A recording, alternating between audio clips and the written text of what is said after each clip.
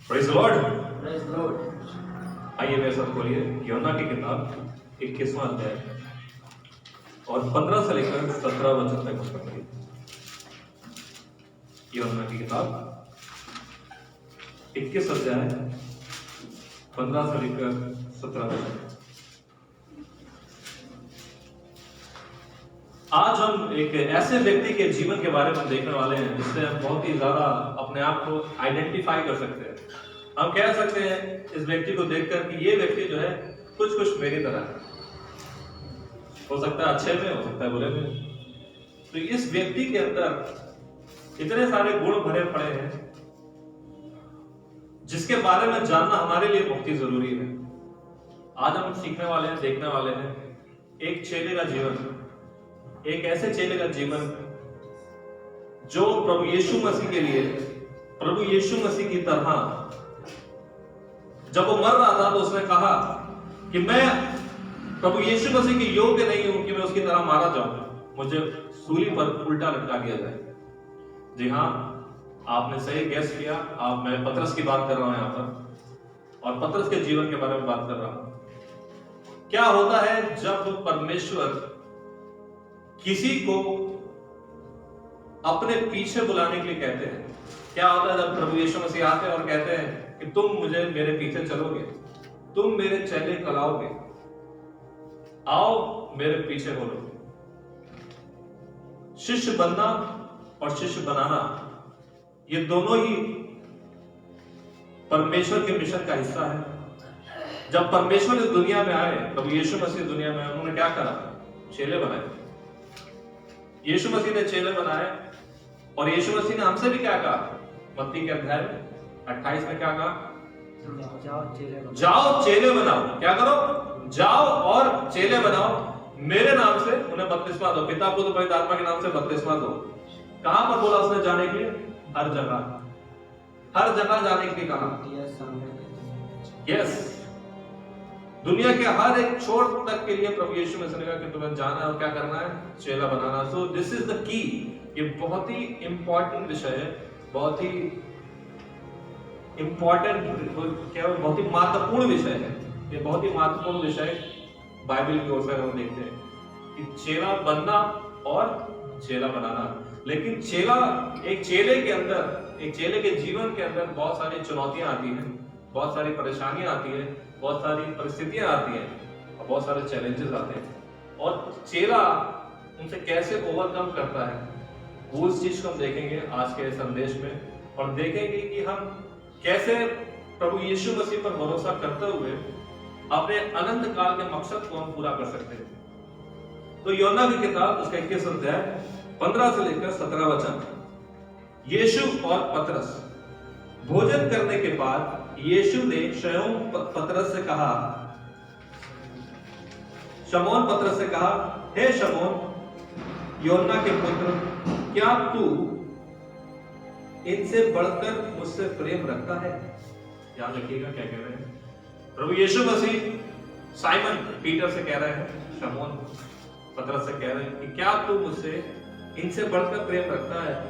उसने उससे कहा, हाँ प्रभु, तू तो जानता है कि मैं तुझसे प्रीति रखता हूं।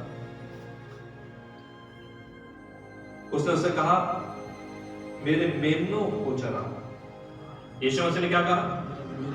कि मेरे मेमनों को चरा। 16 वचन। उसने फिर दूसरी बार उससे कहा, हे शमौन यूहन्ना के पुत्र, क्या तू मुझसे प्रेम रखता है? उसने उससे कहा, हाँ प्रभु, तू जानता है कि मैं तुझसे प्रीति रखता हूं। उसने उससे कहा, मेरी भेड़ों की रखवाली कर। 17 वचन। उसने तीसरी बार उससे कहा, हे शमौन यूहन्ना के पुत्र, क्या तू मुझसे प्रीति रखता है? पतरस उदास हुआ। यहां पर देखिए, नोट करिए, उदास हुआ, अंडरलाइन करिए उसको। पतरस उदास हुआ कि उसने उससे तीसरी बार ऐसा कहा, क्या तू मुझसे प्रीति रखता है?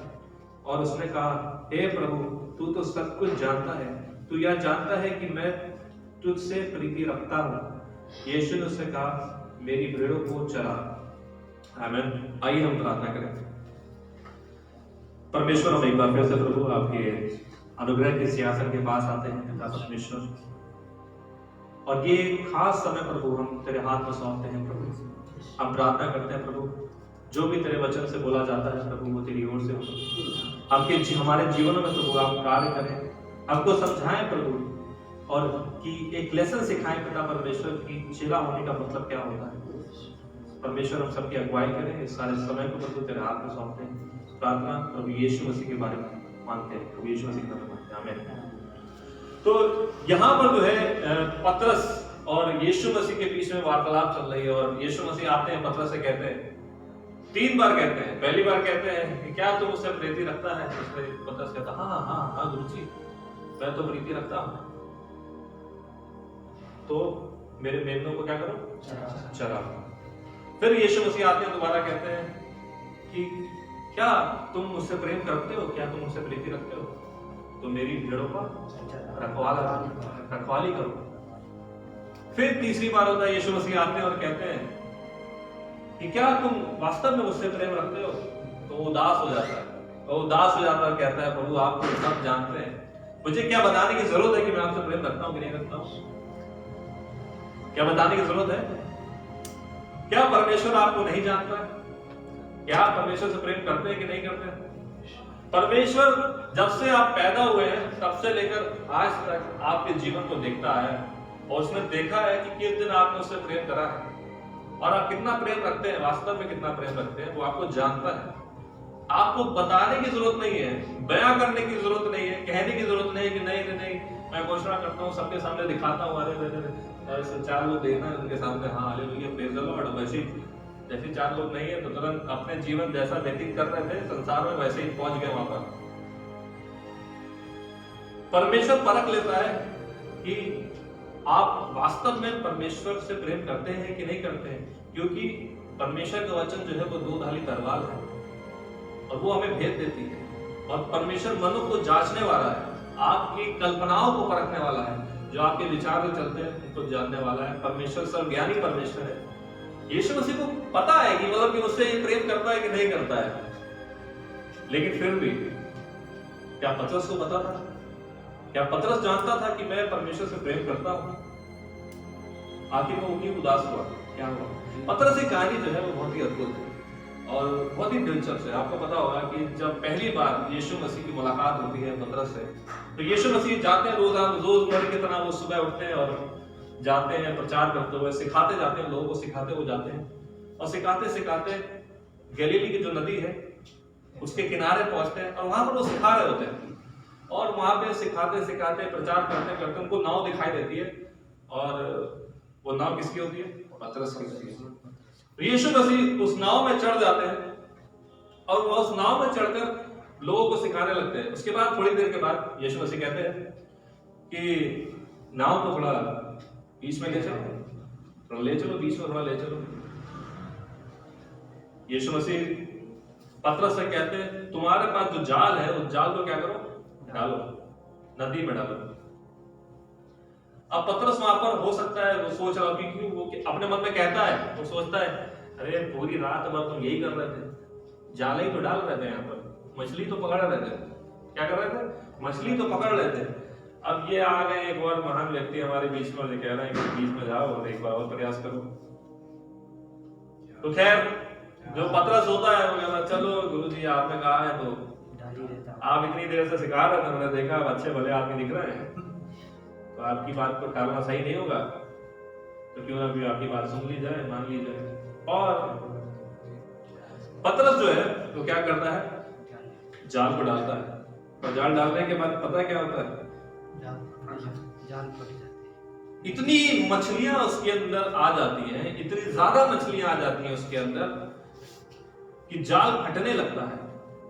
तो वो इशारा करता है और दूसरी नाव की तरफ इशारा करता है कि आओ भाइयों तुम लोग भी आओ, दौड़े आओ, भागे आओ, चले आओ, इधर मछलियों की तो इधर तो पार्टी चल रही है, सब लोग ले लो मछली। और लिखा है कि मछली इतनी भर गई नाव के अंदर कि नाव भी डूबने लगी। नाव क्या होने लगी? नाव डूबने लगी। और फिर पतरस यीशु मसीह की तरफ देखता है। पतरस को समझ में नहीं आता है, पतरस के अंदर एक भय आ जाता है, डर आ जाता है, और कहता है, क्या कहता है? लूका का अध्याय, लूका का अध्याय 5वां अध्याय 6 से 8। लूका 5 6 से 8। जब उन्होंने ऐसा किया तो बहुत मछलियां घर लाए और उनके जाल फटने लगे। इस पर उन्होंने अपने साथियों को जो दूसरी नाव पर थे संकेत किया कि आकर हमारी सहायता करो, और उन्होंने आकर दोनों नावें यहाँ तक भर ली कि वे डूबने लगे। ये देखकर समौन पतरस यीशु के पांव पर गिरा और कहा, हे प्रभु, मेरे पास से जा, क्योंकि मैं पापी मनुष्य हूँ। क्या फिर से कहा, फिर से पढ़ो, क्या कहा? यीशु मसीह ने क्या कहा? पतरस ने यीशु मसीह से क्या कहा? ये देखकर समौन पतरस यीशु के पांव पर गिरा और कहा, हे प्रभु, मेरे पास से जा, क्योंकि मैं पापी मनुष्य हूँ। पतरस जो था वो डर गया। उसने देखा ये जो घटना घट रही है, उसके जीवन काल में ऐसी घटना कभी घटी नहीं थी, क्योंकि वो उस जगह पर वो पला बड़ा था, वहां पर खेला कूदा करता था।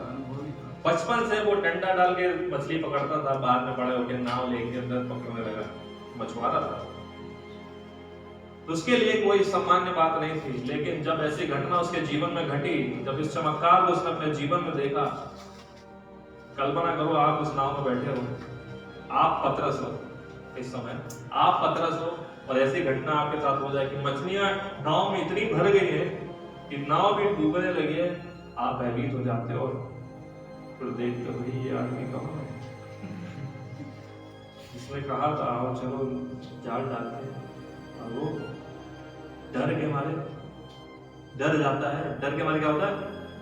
कांपने लगता है। प्रभु यीशु मसीह के चरणों में गिर जाता है और क्या कहता है? मुझसे दूर हो, आप पवित्र परमेश्वर हो, आप प्रभुओं के प्रभु हो, आप राजाओं के राजा हो। कौन हो आप राजाओं के राजा हो, महिमामान ईश्वर हो। आप क्या हो? पवित्र ईश्वर हो।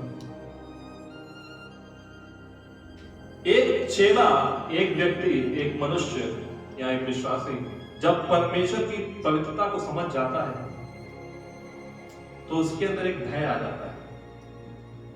आप सुन रहे? जब आप समझ जाते हैं कि परमेश्वर पवित्र है और मैं पापी हूं, आपके अंदर एक रेवरेंस वाला भय आता है। कैसा भय? ये नहीं कि ये मुझे मार देगा, ऐसा भय नहीं, डर वाला भय नहीं, एक आदर वाला भय आपके अंदर आता है। और आपके अंदर भय आता है और भय में आप क्या कहते हैं? भाई ये तो खतरनाक चीज है, इससे इसकी पवित्रता के साथ मुझे खिलवाड़ नहीं करना चाहिए। वो समझ जाता क्षण भर में कि मैं कौन हूं, सामने जो खड़ा ये कौन है? ये परम प्रधान का पुत्र प्रभु यीशु मसीह है, ये मसीहा है, ये उद्धार करता है, ये पवित्र परमेश्वर है। ऐसी घटना उसके जीवन में पहले नहीं घटी थी, लेकिन जब ये घटना होती है वो समझ जाता है। और हम एक विश्वासी होने के नाते जब हम अपने पापों को मान लेते हैं, जब हम कह देते हैं कि हाँ प्रभु मैं पापी हूं, तो परमेश्वर जानते क्या कहते हैं? लूका के 5:10 में क्या कहते हैं? और वैसे ही जब्दी के पुत्र याकूब और यूहन्ना को भी, जो समौन के सहभागी थे, अचंभा हुआ।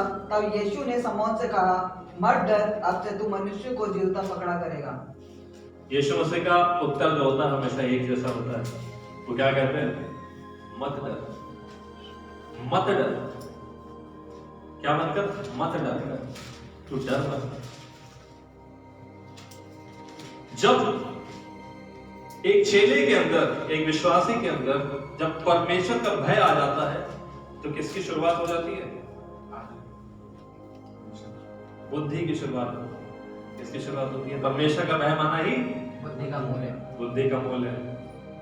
नीति वचन एक साथ, राइट? नीति वचन एक साथ कि परमेश्वर का भय मानना ही बुद्धि का क्या है? मूल्य है, बुद्धि की शुरुआत है। और हम सबके जीवन में ये शुरुआत तब होती है जो परमेश्वर की पवित्रता को समझ जाते हैं। लेकिन कई बार ऐसा होता है कि भले हम पवित्र परमेश्वर को हम जानते हैं, कई बार समय गुजर जाने के बाद एक विश्वासी जो है ये देखने को मिलता है कि वो ठंडा हो जाता है, ना गर्म है ना ही ठंडा है, गुनगुना है। और फिर यीशु मसीह को लेटर लिखना पड़ता है, यूहन्ना के द्वारा कलीसियाओं में भेजना पड़ता है, राइट? मैं तुझे उगलने करूं, राइट? कि प्रकाशिक वाक्य किताब के अंदर हम देखते हैं कि लेटर लिखते हैं कि कैसी कलीसिया हो गई, गुनगुना हो गई, गुनगुना कलीसिया हो गई, गुनगुने विश्वासी हो जाते हैं। एक हमारे अंदर फैमिलियरिटी आ जाती है, अरे पवित्र परमेश्वर तो जानते हैं, पवित्र कैजुअल ले लेते हैं हर बात को, अरे आके चेहरी तो लगानी है, क्या करना, आगे प्रचार ही तो करना है माइक पकड़ के। इसके मूल को नहीं समझते, कई बार हल्के में लेते हैं, यहाँ बहुत फैमिलियर हो जाते हैं, वचन के ताकत को नहीं समझते कई बार। क्योंकि जब आप परमेश्वर की पवित्रता को समझते हैं और आप जानते हैं तो आप हमेशा भय से भरे रहते हैं। कलीसिया में आना आपके लिए कोई बोझ नहीं लगता है। आपको बोझ नहीं लगेगा कि ये कलीसिया मुझे आना चाहिए कि नहीं आना चाहिए। आप सवाल नहीं पूछेंगे अपने आप से, क्या मैं जाऊं कि नहीं जाऊं, क्या मैं जाऊं कि नहीं जाऊं।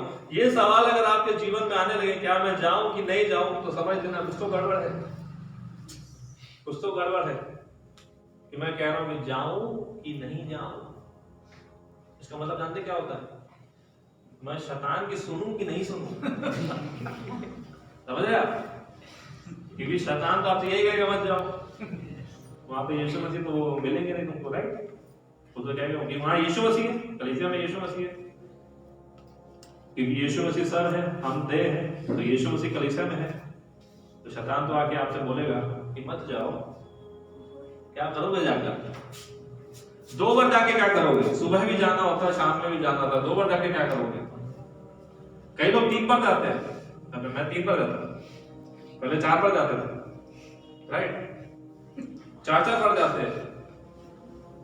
और जब ये सवाल आपके अंदर आने लगते हैं कि मुझे जाऊं कि नहीं जाऊं, तो समझ जाना कि शैतान आपसे कह रहा है, कॉल कर दिया, आपको फोन मिला दिया, डायल कर दिया, सीधा इमरजेंसी नंबर 1111 666। क्योंकि परमेश्वर की पवित्रता को आप जानते हैं तो आप समझ जाते हैं कि मुझे जो है जाना ही जाना है, कलीसिया से मुझे रुकना नहीं है। और इब्रानी 10:25 में लिखा है कि अंत के समय में और भी इकट्ठा होगा, और भी इकट्ठा होगा। अंत का समय ही चल रहा है, अब नहीं इकट्ठा होंगे तो कब इकट्ठा होंगे? जैसे आप लोगों को देख के अच्छा लग रहा है, कलीसिया भरा हुआ है आज, praise the Lord, praise the Lord. और जो कुर्सियां खाली हैं वो भी भर जाएंगी। आमीन। विश्वास के साथ हम ये विश्वास रखते हैं, परमेश्वर पर भरोसा रखते हैं। तो यहाँ पतरस जो है भयभीत हो गया, डर गया और कहता है, लेकिन यीशु मसीह क्या उत्तर देते हैं? डरो मत, मैं तुम्हें क्या करने वाला हूँ? मनुष्य का पकड़ने वाला, मनुष्य का पकड़ने वाला बनाने वाला हूँ। अब तक तो तुम मछली पकड़ रहे थे, अभी तुम एक जीव पकड़ रहे थे, अब मैं तुम्हें दुनिया का सबसे बड़ा जीव पकड़ने वाला बनाता हूँ, तो जल्दी किसी के हाथ में नहीं आता और बहुत समय लगता है ऐसे जीव को पकड़ने के लिए। एमटीसी में इसी हमारे एक ही बंदा है अभी, बहुत मुश्किल से पकड़ा गया ऐसे, पकड़ में आया और काफी साल बीत गए उसमें, राइट? बाइबल कॉलेज में भी, बाइबल क्लास में भी बहुत, कितने लोग हैं हम लोग जो बाइबल कॉलेज कर रहे हैं, राइट? हम लोग यस हाथ बढ़ाओ, यस यस हाथ बढ़ाओ, यस हम लोग बाइबल कॉलेज कर रहे हैं, राइट? क्लासेस कर रहे हैं, बड़ी मुश्किल से पकड़ा है। प्रभु यीशु मसीह के द्वारा पकड़ा गया है, और प्रभु यीशु मसीह के साथ अगर लगे रहेंगे तो आज गिनती में 4-5 दिख रहे हो, लेकिन आने वाला समय होगा कि जहां पर इतना होगा कि एमटीसी डूबेगा नहीं, जगह कम पड़ जाएगी। यस, जगह, ये सही शब्द है, जगह कम पड़ जाएगी, राइट? क्योंकि प्रभु यीशु मसीह के लोग हैं हम लोग, प्रभु यीशु मसीह ने कहा मैं तुम्हें मनुष्य का पकड़ने वाला बनाऊंगा। और ये क्रिसमस सीजन में हम लोग आउटरीच करने वाले, क्या करने वाले? मनुष्य को पकड़ने वाले हैं। लेकिन मछली असली नहीं पकड़ेंगे, हम लोग दूसरा कुछ पकड़ते हैं, राइट? अभी बोलेंगे नहीं लगता, ठीक है? तो हम लोग क्या मनुष्य का पकड़ना है। यीशु मसीह कह रहे हैं डरो मत, मैं तुम्हें जो मनुष्य का पकड़ने वाला बनाऊंगा। मत्ती की किताब 26 और उसका 75 वचन। यीशु मसीह जो है हमेशा कार्य कर रहे हैं, लोगों को छुटकारा दिला रहे हैं और लोगों को वापस अपनी ओर लेकर आ रहे हैं। अब पतरस यहाँ पर मिल चुका है, प्रभु यीशु मसीह को देख चुका है, वो समझ चुका है कि ये परमेश्वर है, और परमेश्वर प्रभु यीशु मसीह से कह दिया कि तुम्हें मैं जो हूँ मनुष्य का पकड़ने वाला बनाने वाला। अभी तक तुम मछलियां पकड़ते थे, आप तुम मनुष्य को पकड़ोगे। परमेश्वर आपसे भी कह रहा है कि तुम्हें मैं जो मनुष्य का पकड़ने वाला हूं। ये रिस्पॉन्सिबिलिटी जो है ये सिर्फ बाइबल कॉलेज पासवान या अगुए की नहीं है, ये जो कर्तव्य है ये हर एक मसीह का कर्तव्य है। जैसे कि दीपक ने कहा कि बढ़ चढ़ के क्या आपको दान देना है, राइट? आपको दान देना है। दान देना जो है पासवान कहना भी ना पड़े, आपको दान देना चाहिए। पता है क्यों? क्योंकि ये परमेश्वर की आज्ञा है। ये कोई विनती नहीं कर रहे हैं, गिड़गिड़ा दे रहे हैं, भैया आप हमारे लिए दान दे दीजिए, कैसे को हमें ड्राइव करवाना है, परमेश्वर को जरूरत है तुम्हारे पैसों की, जेब खाली करो प्लीज, प्लीज दान कर दो, प्लीज प्लीज। गिड़गिड़ाना नहीं है, क्योंकि आपको ये करना ही चाहिए, ये आपका कर्तव्य होना चाहिए। क्योंकि आशीष आपको मिलेगी, मुझे मिलेगी। आप दान दोगे, आशीष मुझे देगा क्या? परमेश्वर आपको देगा ना। प्रभु परमेश्वर देगा कि चक्के मुझे देखो, मुझे परख के देखो, राइट, कि मैं कितना भला हूं। जब आप आशीष, जब आप दान दोगे तो परमेश्वर उसको 100 गुना आपको वापस लौटाएगा, राइट। तो परमेश्वर पे भरोसा करना सीखो। मतलब ये है कि आप दान देने का मतलब ये है कि आप परमेश्वर पे भरोसा कर रहे हैं। मत्ती 26:75। तब पतरस को यीशु की कही हुई बात स्मरण हो आई, मुर्ग के बांग देने से पहले तू 3 बार मेरा इनकार करेगा। और वह बाहर जाकर फूट फूट कर रोया। अब इसी अध्याय का, ये यूहन्ना का अध्याय 21 उसका 20 वचन पढ़ेंगे। यूहन्ना का 21 अध्याय का 20 वचन। उन्होंने ये सुनकर परमेश्वर की महिमा की। नहीं, यूहन्ना का 21:20। पतरस ने मुड़कर उस चेले के पीछे आते देखा जिससे यीशु प्रेम रखता था। हाँ, रुको। पतरस ने मुड़कर देखा, उस चेले को देखा जिससे यीशु प्रेम रखता था। ठीक है, अभी ऐसा पहले क्या हो रहा था? यीशु मसीह पूछ रहे थे पतरस से कि क्या तुम मुझसे प्रेम रखते हो, और यहाँ पर यीशु मसीह किससे प्रेम रखता है।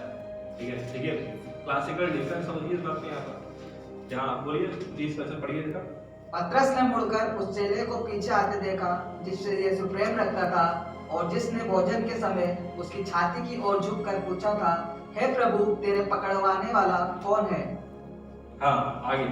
उसे देखकर पतरस ने यीशु से कहा, हे प्रभु, इसका क्या हाल होगा? यहाँ पर देखिए पतरस जो कह रहा है, यीशु मसीह से कह रहा है, हे प्रभु, उसका क्या हाल होगा जो तुझे पकड़वाएगा? आगे। यीशु ने उससे कहा, यदि मैं चाहूं कि वे मेरे आने तक ठहरा रहे तो तुझे इससे क्या? तू मेरे पीछे हो ले। यहाँ पर जो है पतरस अपना दिमाग लगा रहा है, खाली पुलाव बना रहा है अपने दिमाग में, और कह रहा है यूहन्ना के बारे में सोच रहा है कि ये हो सकता है, ये जो है धोखा देने वाला हो सकता है, ये पकड़वाएगा। वास्तव में तो यहूदा था, लेकिन वो सोचता है कि ये पकड़वाएगा, तो उसके बारे में पूछता है यीशु मसीह से, यही है क्या? यही है। हमारे साथ भी ऐसे होता है ना, हमारे साथ भी मसीह जीवन में भी इसको कई बार देखते हैं, भाई यही है क्या? यही था। एक दूसरे की ओर जब हम संसार की दृष्टि से देखने लगते हैं, नापने लगते हैं और लोगों का न्याय करने लगते हैं, तो हम लोगों की कमियों में ढूंढने लगते हैं, और कमी नहीं भी है तो भी हमें ऐसा लगता है कि इसमें कुछ है। अब यहाँ पर देखिए कैसी हरकत कर रहा है पतरस। यीशु मसीह को क्या समझ है? अभी डर गया था, भयभीत हो गया था। इधर पहली बार मिला था तो चरणों में पहुंच गए थे, अभी थोड़ा समय साथ बिता लिया था, उसको लग रहा मेरे जैसा कोई नहीं। तो यूहन्ना के बारे में यही है, यीशु मसीह बताओ ना, यही है क्या? धोखा देने वाला यही है क्या? तो यीशु मसीह उसको उत्तर देते हैं, ये तुम्हारे क्या उत्तर बोलते हैं? यीशु ने उससे कहा, यदि मैं चाहूं कि वे मेरे आने तक ठहरा रहे तो तुझे इससे क्या? हाँ, तुझे इससे क्या है? मतलब यीशु सीधा कह देते हैं, क्या मतलब है? तुम क्या कहना चाहते हो? तुमसे क्या मतलब है? ये माइंड योर ओन बिजनेस। हाँ, तुम अपना काम करो। जिस कार्य के लिए तुम्हें बुलाया गया, तुम उस कार्य पर ध्यान रखो। आपको बुलाया गया चेला बनने के लिए, किसको बुलाया गया? बोलो, मुझे बुलाया गया।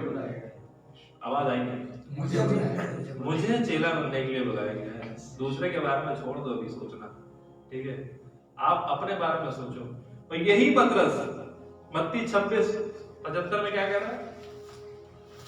तब पतरस को यीशु की कही हुई बात स्मरण हो आई। यहाँ एक कहानी, यहाँ पे क्या है? यहाँ पे मालूम है आप क्या हो रहा है? स्टोरी है, यीशु मसीह को पकड़ के लेके गए हैं, लेके जा रहे हैं, लेके जा चुके हैं, और यहाँ पे पतरस है जो धीरे धीरे से आके देखता है, ढूंढता है कि यीशु मसीह किधर है, और बोलता नहीं, अच्छा 3 बार क्या कह देता है, मैं नहीं जानता। अरे लोग उसे कहते हैं अरे ये तो वही है, ये तो वही है, ये पतरस, ये उसी यहूदी के साथ में था, वही यीशु के साथ था ये।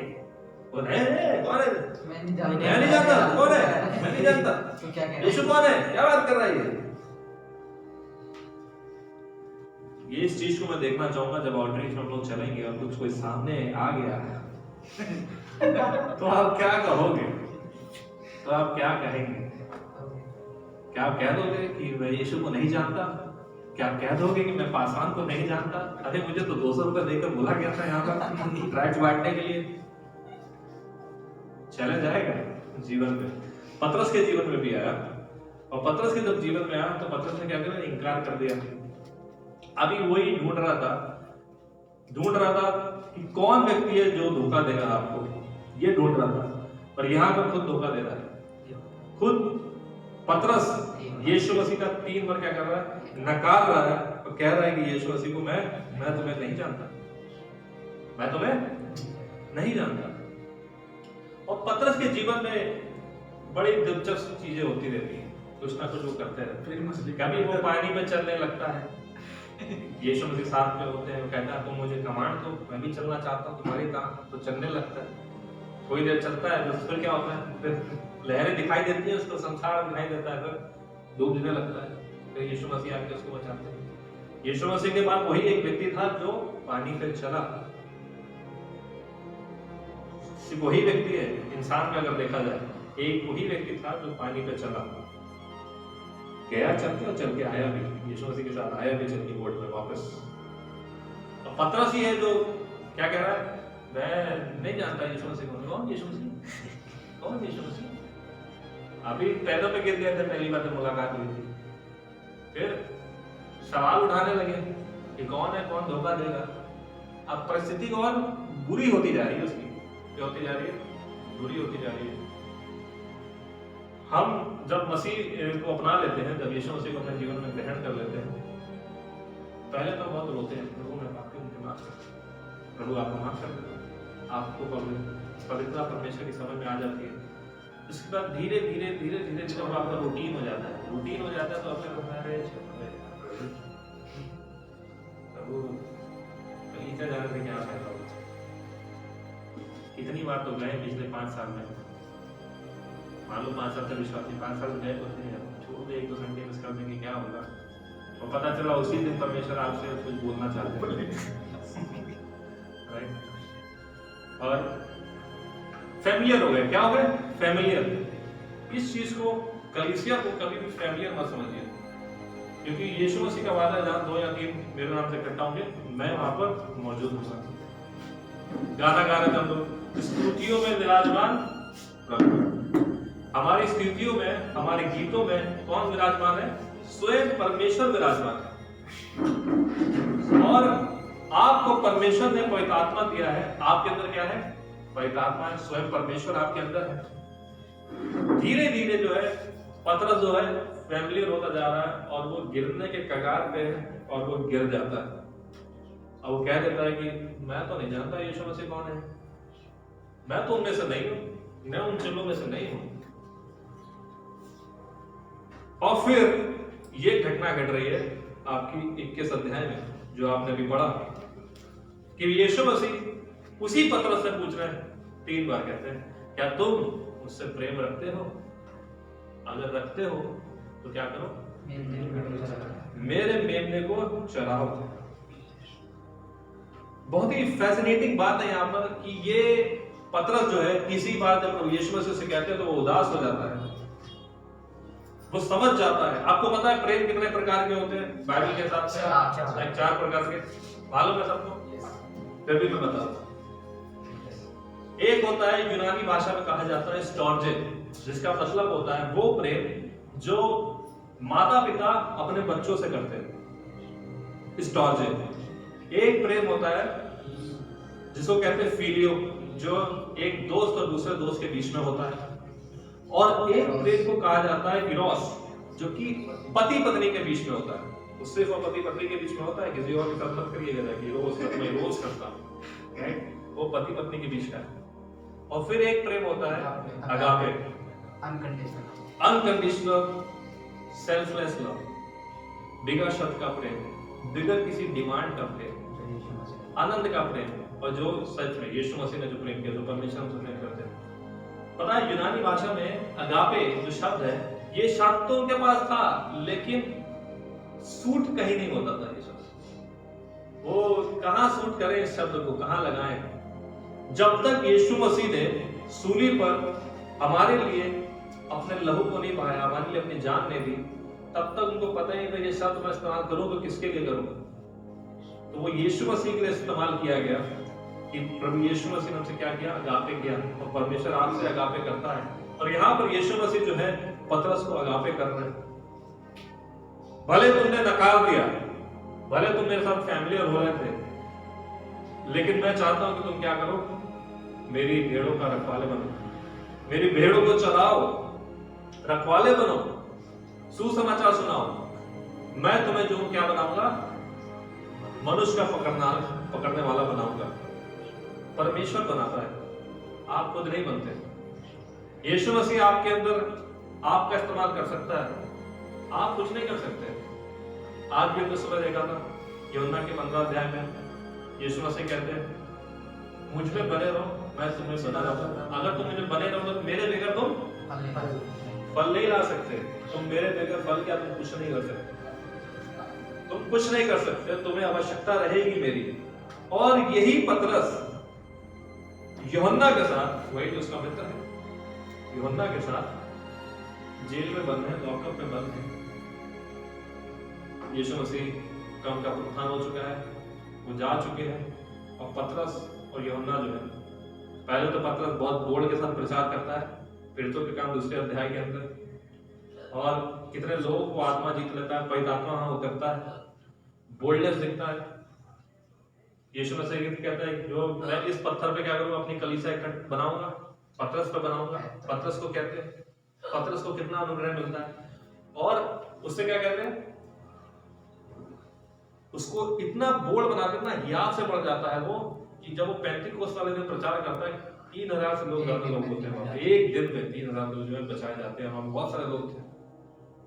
यही पतरस यूहन्ना के साथ है जेल में, और देखो इन बातों को कहता है प्रेरितों के काम 4 अध्याय उसके 12वें वचन 13 से पढ़ो, 12 और 13। उन्होंने बरनबास को ज्यूस और पौलुस को हिरमेस कहा, क्योंकि वे बातें करने में मुख्य था। 13 ज्यूस के उस मंदिर का पुजारी जो उनके नगर के सामने था, बैल और फूलों के हार फाटकों पर लाकर लोगों के साथ बलिदान करना चाहता था।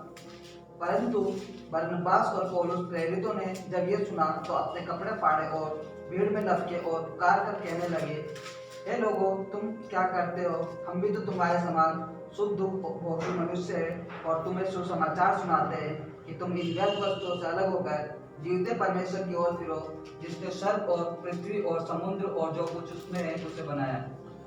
यहाँ पर एक क्लासिकल डिफरेंस देखने को मिलता है। पतरस क्या कहता है, तो कपड़े तक फाड़ देना है, वो कूद पड़ता है मैदान में, युद्ध लड़ने के लिए तैयार हो जाता है, सुसमाचार का बारे में ऐसे इतना बोल्डनेस उसके अंदर आ जाता है, इतना हियाव, इतना उत्साह उसके अंदर बढ़ जाता है कि वो कूद पड़ता है सुसमाचार सुनाने के लिए। पतरस है ना, पौलुस है। प्रेरितों के काम 4:13 पतरस है ना। पतरस है ना अभी।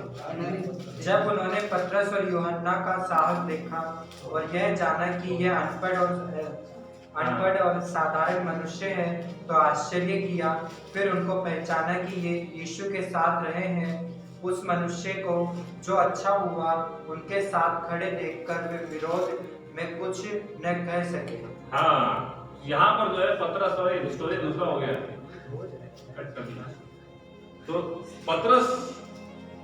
पतरस और यूहन्ना यहाँ पर, ठीक है, जेल में, और वहां पर क्या है कि आपके साथ वो लोग प्रचार कर रहे हैं, ठीक है। और यहाँ का बोल्डनेस देखिए पतरस का, कितने करेज से भर जाता है। और वो जो लोग होते हैं वहां पर, जो गार्ड लोग रहते हैं, जो सिपाही लोग रहते हैं वहां पर, वो देखते हैं पतरस को, कहते हैं, समझ जाते हैं कि ये आदमी जो है ऑर्डिनरी आदमी नहीं है, ये आदमी जो है, ये लिखा है वहां पर कि वो लोग अचंभे में पड़ जाते हैं, भाई कैसे क्या बातें कर रहा है। अनपढ़ और साधारण व्यक्ति क्या बन गया? परमेश्वर का एक योद्धा बन गया, सुसमाचार को ऐसे बांट रहा है। आप अपने बारे में कम मत समझिए, कभी मत समझिए, कभी मत कहिए कि मैं लिमिटेड हूं, मेरा न गुण नहीं है, मेरा न क्षमता नहीं है। परमेश्वर चाहे सबका इस्तेमाल कर सकता है। यीशु मसीह कहता है अगर तुम चुप हो जाओगे तो पत्थर चिल्लाने लगेंगे, कहने लगेंगे, पुकारने लगेंगे, Hosanna Hosanna the highest. Right?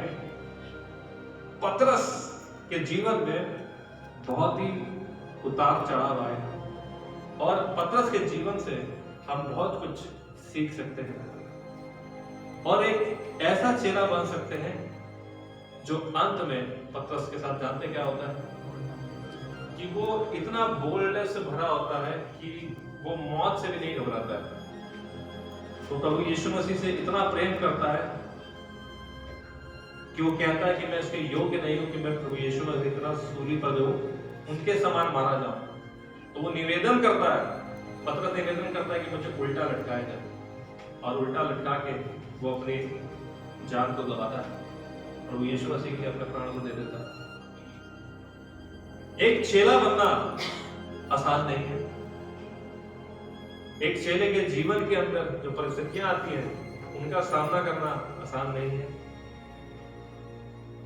और एक चेला बनकर किसी के उदाहरण बनना आसान नहीं है। लेकिन ये तीनों बातें हो सकती हैं आपके जीवन में यदि अगर आप प्रभु यीशु मसीह पर भरोसा रखते हैं, यदि आपका विश्वास है प्रभु यीशु मसीह पर कि वो आपके साथ है। अंत में बस इतना सा कहना चाहता हूं, प्रभु यीशु मसीह ने कहा अपना क्रूस उठाओ और मेरे पीछे हो। अपना क्रूस उठाओ और मेरे पीछे हो लो।